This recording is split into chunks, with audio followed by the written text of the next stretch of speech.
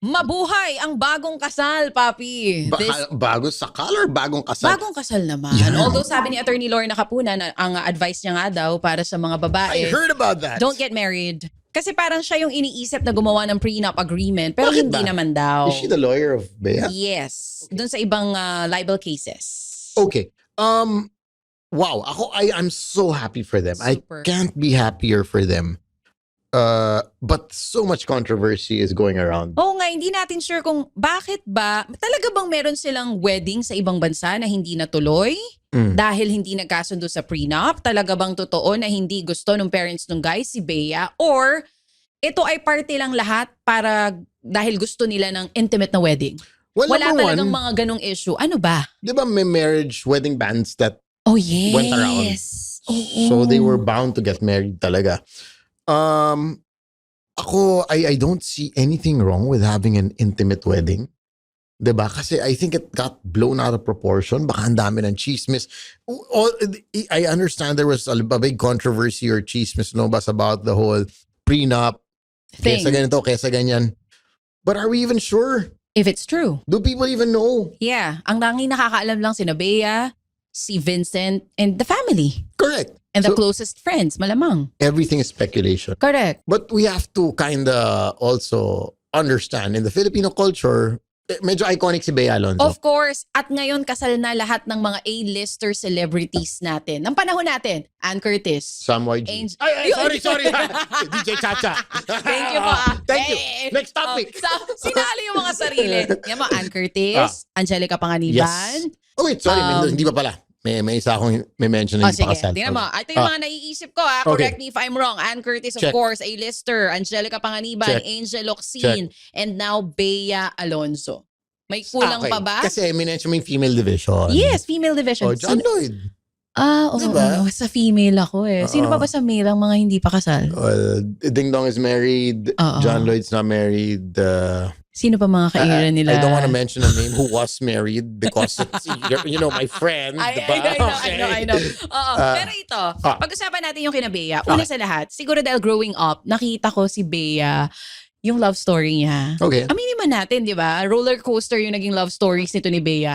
Kahit di kami masyadong close, though I have worked with her several times and she is one of the nicest in the industry. Same. Kahit gaano kasikat, napakabait talaga ni Bea. Same. Very down to earth. Super down to earth. Kahit when I see her at, let's say, a restaurant, siya pa mag-hi. Yun na nga.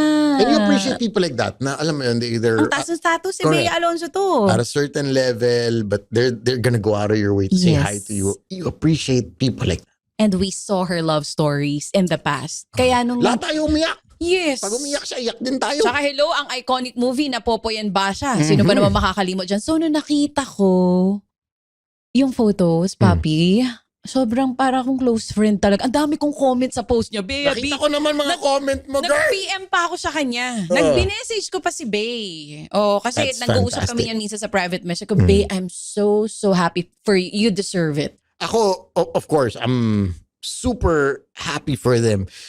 Although I'm kind of peeved. Medyo nainis ako sa mga ang dami pa sinasabi. Manega. Parang, Oh, ito, tulad ay, nito. Babasahin ko hindi sa'yo. nga ba, can we just be happy for them? Exactly. Na tapos na. And stop with the whole, chismis. Are you happy? Kala ko lang naging happy ka kasi si Nancy Binay kasama sa picture, hindi ba? Next topic. Basahin mo na. Basahin mo. Ikaw talaga. Ito, may isang hindi happy. Hello kay Miss Nancy. Hello, Mayor Mayor Nancy. Nancy, friend natin yan. Good morning, Mayor. Ito. Yet she still pushed through with the wedding. Yes. Girl, buti nga sumambulat ang red flag bago kayo ikasal. Ante, nilatagan ka ng prenup at makukuha ang anak mo pag naghiwalay. Pero life mo yan at anang anak nyo. Can I just ask these people who have been keep on... Why parang- are we pushing with this narrative? Hindi natin alam kung totoo ba ito talaga? Exactly. If there's a prenup issue, pakilabas. Kung magaling kayo at alam nyo ang may prenup Nagagalit na na sa yan. Sabaji. Sige, address Sige. them. Oo. them. Kasi if tao dito, everybody's talking about the prenup this, prenup that. If somebody has a copy, kung it's really about that and you have proof, kasi everything's just, for now, it's fake news. It's fleeting news na there might be a prenup. Okay, well and good. We wouldn't know. But if alam niyo yung details ng prenup na yan, na hindi namin alam, sige, pakishare nyo sa amin before you start commenting about prenup this, prenup that. Hindi ganyan kasi may prenup yung anak daw, dapat mapupunta sa guy. Oo. Kung nakita niyo yung mga clause na ganyan, baka Pasilip naman. pasilip naman. Pero may tanong ako sa'yo. Okay. What if, kunwari lang, totoo, may nakikita ka bang mali? Kung tinuloy? Kasi some are saying na, di kung totoo na ayaw ng pamilya, ang galing nung guy, pinaglaban si Bea. Kung totoo, Okay. tas tinuloy ni Bea, tama ba yung decision niya na tinuloy niya yon? Of course. Sa akin, a prenup does not define you. Looking at it at a bigger picture. If there was a prenup, once again, this is just Because we really don't know we really if this is don't know. true. If there was a prenup in the first place that to be discussed, you also have to look at the background. Because I personally have hosted a lot of Weddings. very high-profile Na may weddings prenup? na may prenup. At talagang, Yes. ano yun? And tawag dito, reason being, bakit nagkaka-prenup Oo. is that, especially in the Philippines, no? Yes. Tawag dito, if, let's say, as we know also, si Vincent's from a very prominent family. Mhm. Now, of course, you have to respect, especially if it's the parents that built the company, business, the oo. empire, or whatnot. Yes, you will, sa inyo, these are from my other friends also na may prenup. May mga kilala ka rin? Marami. Grabe talaga yung mga circle ni Papi. no? Hindi. Sa barkadahan namin talagang, ako ito No. talaga, wala ako ni isa. Ikaw meron? Because the high-profile weddings, I'm curious, how does it work? naka-NDA yan. Like, Yung kilala mo personally, how does it work? I mean, hindi ba it's really, really- offensive yon? Paano? Kasi Knowing like, kung sa situation kasi ni Bea, okay. sa kanya, And Bea's very well off. exactly! What I mean, Yan parang- ang iniisip ko eh. Kung It's just a statement that I'm also not after your money. You're not after my money. Okay, prenup. yun lang yun. Wala sa Yun lang kanila yun. yun. Oo. If you get, I think in the Philippine culture kasi, in other countries it's being done and it's normal. In the Philippines kasi, paano mo sasakaya Masyado tayo? tayong emotional Correct. eh. Kunyari tayo, di ba? Oo. Tapos 5 years na tayo, propose na ako sa'yo. Oo. Biglang sabihin ko, okay lang ba? The whole conversation is weird to start with. Kasi in the context of marriage, it's always what's mine is yours, what's yours is mine. Yes, share na tayo dito. To become one, diba? Correct. If you listen to the words, sino ba yun? Parang the Spice Girls. To Must become one. The trumpets. The trumpets. Alam na Tonight- alam ko anong ire. Tonight To is the night. become one. Diba? So it's a Ibang to combination. become one. Hindi, you combine Ayos ka. everything. Okay, lahat. okay, yeah. Through sickness and in health, diba? Richer and poor. Now, if it's the family, eto may hinost ako recently, Okay. fairly recently, very high profile wedding, NDA, no photos allowed, no cameras allowed, no posting. Can you talk about it? Baka magka-problema ka? Without mentioning Okay, names. okay. But may prenup yun. Alright. That wedding had a prenup.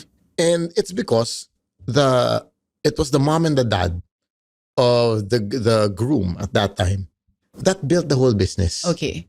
So, it's not that it's just saying na okay, of course you're kayo magmamana, pero parang habang kami yung buhay, amin pa rin to. Oo. Kasi kami nag-establish na to. Now, we understand also na yung anak ka namin, pero you also have to work for your own Money. empire. Build your own empire as well. Yeah. Especially as husband and wife. Pero dito kasi nagpapatayan dahil sa mana. Aminin natin. Yung mga may mamanahing malaki eh. Pero totoo yan ah. Totoo po yun. You know why? May Because mga yung kakilala dahil tayo. sa Totoo mana. yan. Totoo yan. As a matter of fact, sometimes it might be even better for these cases yung mga very Well off. well off. Na baka nga mas okay may prenup para maiwasan yan down the road. You were not thinking about that angle eh. Na doon nagpapatayan yung magkakapatid, Yeah. magkakamag-anak, or whatnot. Kasi, what are you marrying for? The kayamanan or the actual person? Oo. And why you're explaining it, iniisip ko nga ngayon, if I were in the position of Bea, at kung totoo na may prenup, I don't think it will be an issue with Bea. Kasi, Of course. hello, Bea Alonzo yan. Para sa... Or kahit hindi Bea eh, if magiging issue ba ang prenup kung hindi naman talaga pera ang habol mo? Okay. Ang problem lang kasi dito, I have to agree with you, sa Pilipinas, bago paganahin natin yung utak, mas gumagana yung emotions natin, Correct. especially on situations like this. But if we will assess it, Kung sa ibang bansa sanay sila, tayo kasi dito hindi eh. Mag-asawa kayo. Dapat iisa lang yan. The mere fact that I bring up kasi papakasal tayo, the mere fact that I'm bringing up a prenup with you, ang una mo isipin, bakit feeling mo habol ko pera mo? That's the first thing that people will think about. feel. Yes, will Other think about. people. Yes. Pero ang importante nasa relasyon. Kung ako yun siguro, baka hindi, kung totoong hindi naman yun habol ko, ay Correct. hindi ako By all ma-offend. means, let me Hindi sign ako that, ma-offend. that prenup. Kasi mapaprotektahan din ako. Lalo pa kung meron din naman akong mga pinaghirapan na. Correct. Right? Exactly. If you're also very well off, you're also self-made. Okay. Na dapat ginawa ni Chris Aquino nun, di ba, Papi? Correct. Right? Diba? Tama. Ngayon. And nagkatinginan na lang kami dalawa. We're also living in that era where yun na rin eh. If you're in it for the relationship, you're in it for the relationship. Yeah. I personally, let me know what's your opinion. Would you be offended? Ako Pag no. Let's say, si Mike naglabas ng, teka, prenup tayo. Let's say he's coming from a very well-off family. Kunwari, ganun din, no? Business din nila pure gold. Correct. O kaya, ang apelido niya C. Or ang. Mega world, diba? Tan, ganyan. Tapos, C. kaluwag-luwag din naman ako. Correct. Tapos, pero sabihin paano ni Mike, pagkakasabi? Siguro minsan, okay, so engaged na kayo. Is it okay if we sign a prenup? sure. Diba? I think it also comes with age, maturity. And, I mean, like, I don't see anything wrong with it, actually. Same. Especially if it's really the parents Yes, exactly. who build the empire. Plus Yun yung that sa akin. situation. And I'm not after the money. So, carry sa akin. Pero ito na lang yun. Hindi natin alam kung totoong may prenup eh. In the first place. Now that they're officially Mr. and Mrs. ko, tama na, maging masaya tayo. Deserve ni Bea maging masaya. Correct. Deserve ni Wag- Vincent. Did you look at the photos? Yes. Sobrang simple. Sobrang saya. Kaya natuwa ako sa isang post. Kasi yung isang post, not about the prenup. It's about how simple, intimate yung wedding nila. Na yun nga minsan iniisip ko kanina na bring up ko to. What if this is just part of all the plan? Dahil gusto nila ng simple and intimate wedding, wala naman talagang problema yung mga pamilya. What if, Papi? Can we touch up on that also, really quick? How we appreciate intimate weddings. Ako, once Especially again, you have hosted a lot of weddings. with all the weddings I've hosted, ramdam mo yung emotions, yung love, yung atmosphere is just different if it's intimate. No? I've hosted weddings of up to 1,500 guests. Meron. Hirap naman nun. And I always, I really ask the couples, just so I know also, how many of the guests there, kasi I help with sa akin as a host, ang importante ma-maintain yung energy. Correct. Lahat Importante mag-enjoy. yun. Matanda- Ikaw magdadala eh. Yes. Nung 5 nung wedding. Matanda, bata, tito, tita, sponsor, it's important for me na everybody is happy.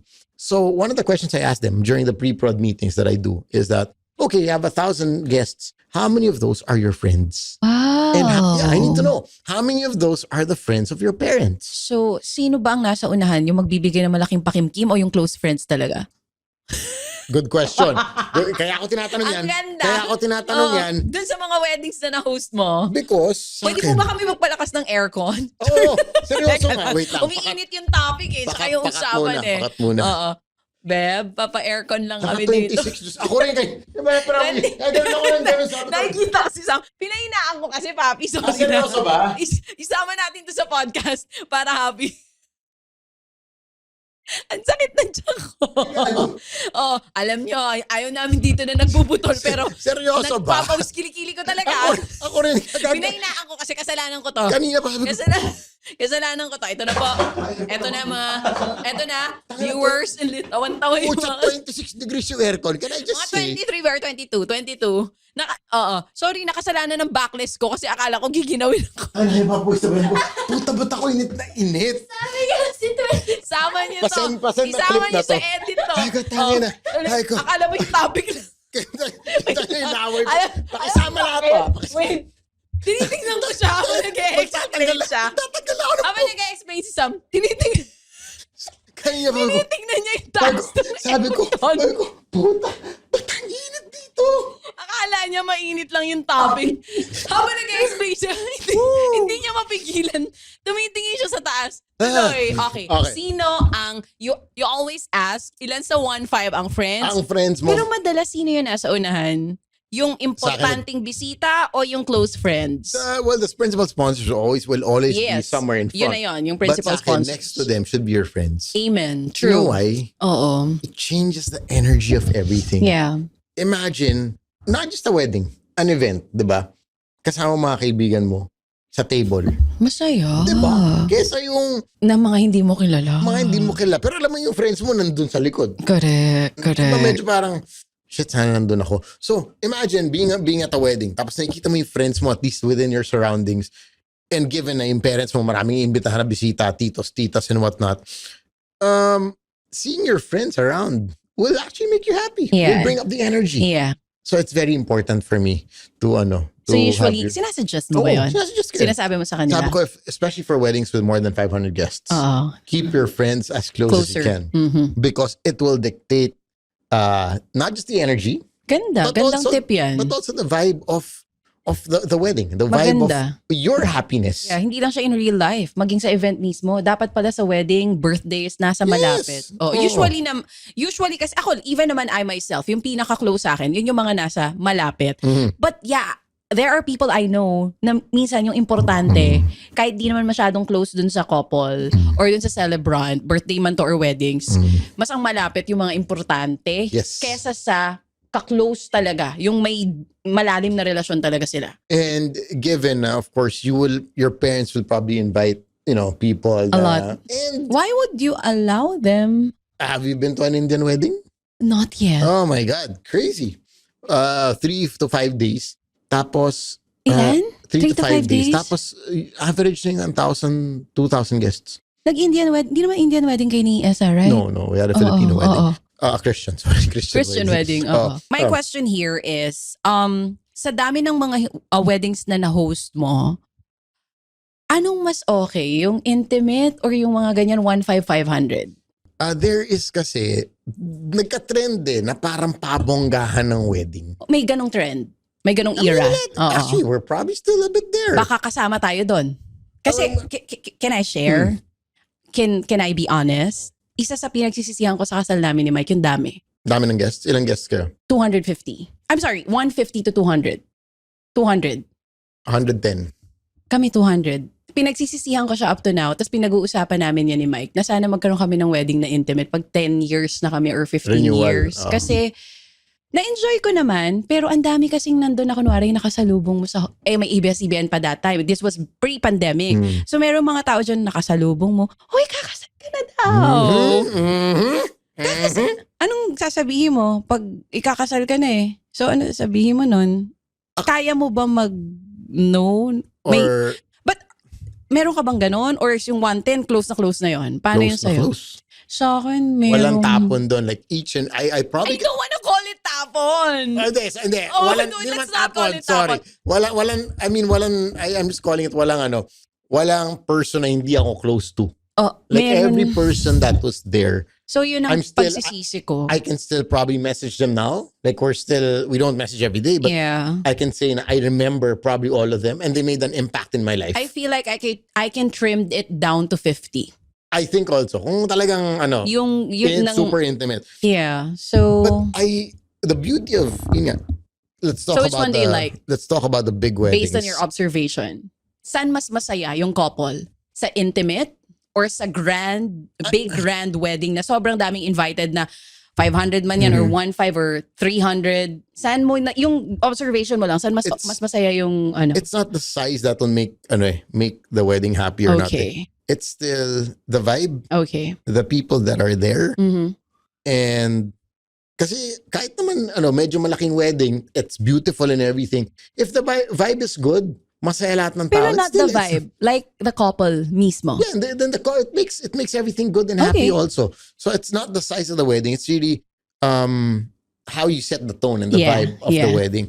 But let's talk about intimate weddings. Ito na, yung kay Bea. I'll Oo. read something. Go ahead. And I want to Marami hear rin your ako thoughts. na-research for this episode. This is a post from Nerl Salvador Palacios on Facebook. Sabi niya, maybe Bea Alonzo's wedding is what many people secretly dream of. Not because it was extravagant, but because it was peaceful, Correct? private, and protected. While people kept asking if she would ever get married, she wasn't busy proving anything. Then one day, without months of public countdowns or constant updates, the world simply found out she was already someone's wife. And maybe that's what an ideal love story looks like. One that's too busy building a future to seek validation from everyone else. Nowadays, many relationships feel pressured to perform for social media. Every Okay. date, every bouquet, every anniversary, every sweet moment has to be posted. May naalala na tayo The agad. videos, the styling, the Lahat na lang. everything has to be Instagram worthy Yes. or post worthy. Oh, ito sabi, some couples become so focused on convincing the world they're happy that they slowly forget to nurture the relationship itself. They begin collecting likes instead of building Correct. trust, seeking validation from strangers instead of finding security in each other. Perhaps that's why Bea Alonzo's wedding resonated with so many people. It wasn't just about finally getting married. It was about protecting something beautiful until it was ready to be shared. Ganda. Beautiful. Ganda. Some Beautiful. of the strongest relationships grow quietly away from unnecessary opinions, comparisons, and outside noise. They don't spend every day announcing their love. They spend every day choosing each other because love doesn't become stronger when more people witness it. It becomes stronger when two people continue showing up for one another even when nobody else is watching. Privacy isn't about hiding your relationship. It's about protecting your peace. Not every milestone needs an audience. Not every blessing needs an announcement. Some of life's greatest moments become even more meaningful because they were built in silence, with sincerity, consistency, and genuine commitment rather than public approval. Maybe the ideal relationship isn't the one everyone talks about. Maybe it's the one quietly building a lifetime together while the world is busy looking somewhere else. Because the happiest love stories doesn't need constant public validation. They simply need two people who keep choosing each other Every day. every single day. You couldn't have Ganda. said that better. That's Ganda. beautifully said. And I always say this to people. I even post about it.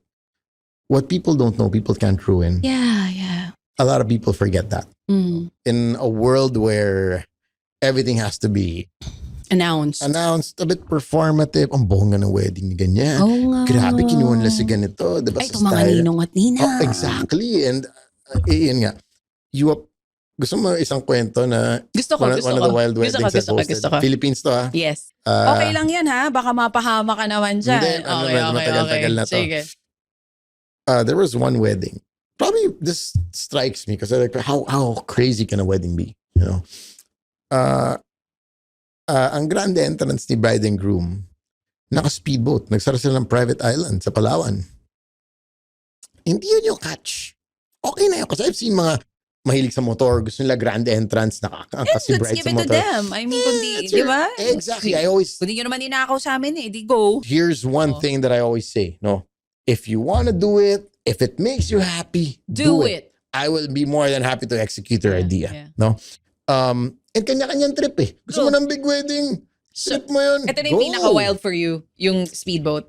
O meron pang ibang meron mga pa wild mga entrance. wild. Pero Okay. ito, Pero bakit? Anong outstanding dito sa kwento na? Siyempre. So, paano papasok yung bride and groom naka-speedboat gabi?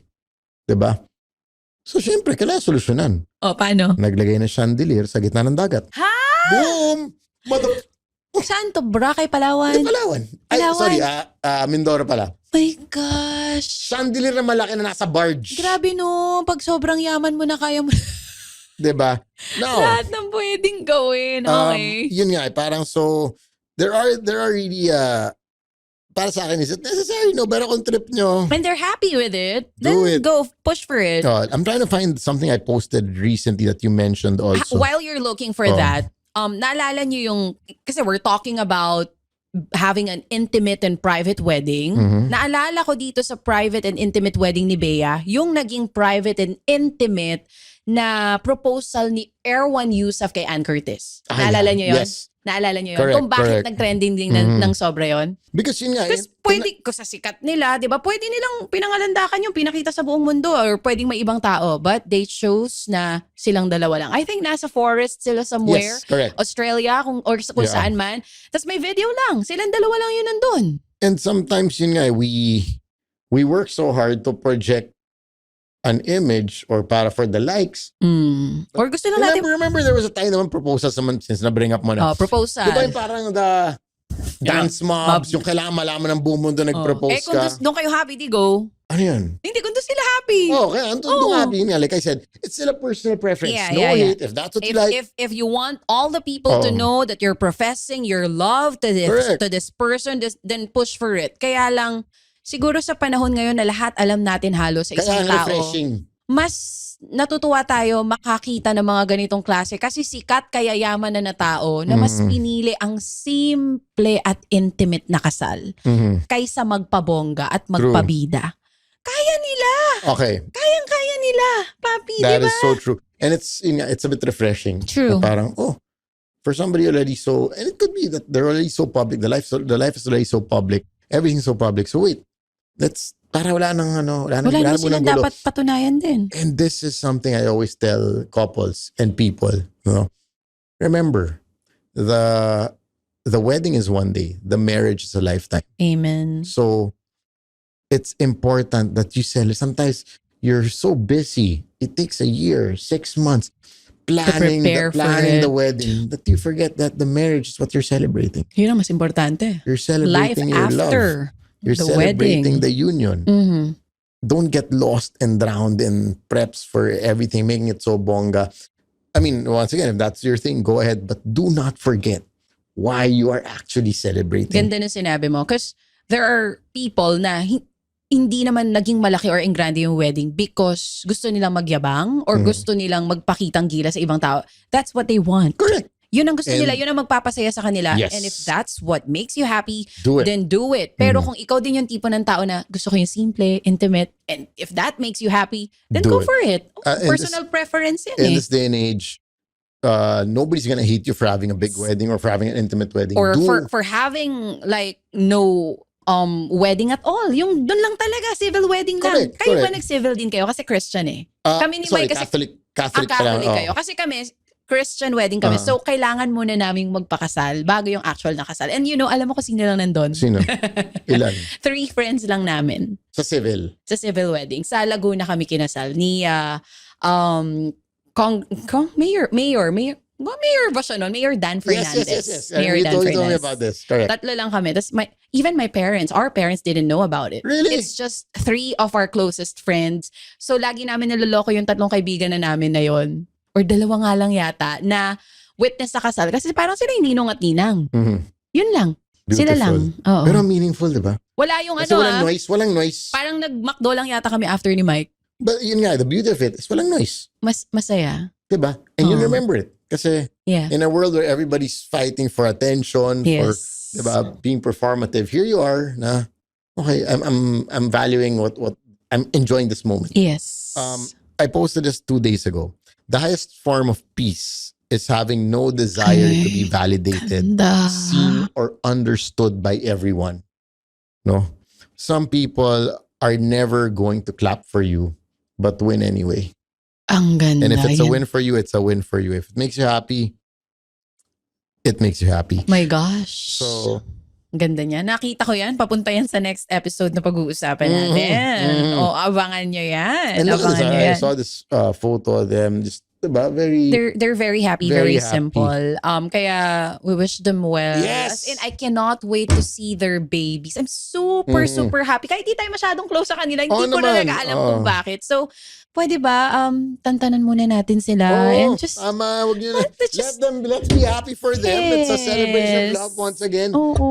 How they want to celebrate it, it's really up to Bigay them. natin to muna sa kanila. And for couples who want to get married, if it depends on you, how you want to celebrate it. If you want to go big, go. If you want to go small, go do that. But do not forget the reason Why for the you're doing celebration. it. And why you're doing it. And why you're doing right? it. That's the most. And if I it's think that's what we wanna, Emphasize get to here. on this Oo. episode. Why no? you're doing it and kung yan ba talaga magpapasaya sa'yo. Oo. Yung genuine happiness Yes. Kasi minsan iniisip natin, masaya ako dito dahil lang nakikita natin na lahat sila masaya pag ginagawa to. So akala natin, parang yun yung tumatatak sa utak natin. Pag nakikita natin yung ibang taong ginagawa nila yun tapos masaya sila, gusto nating gawin din for ourselves, Even pero if, hindi talaga natin wala ka gusto. na talaga, wala ka naman Right. talagang pakialam dyan, pero sige, ginagawa kasi ng lahat eh. So I think this is a perfect time, no? Kung kayo'y magpapakasal, magsa-celebrate ng kung ano man, gusto nyo ba ng intimate, gusto nyo ba ng engrande?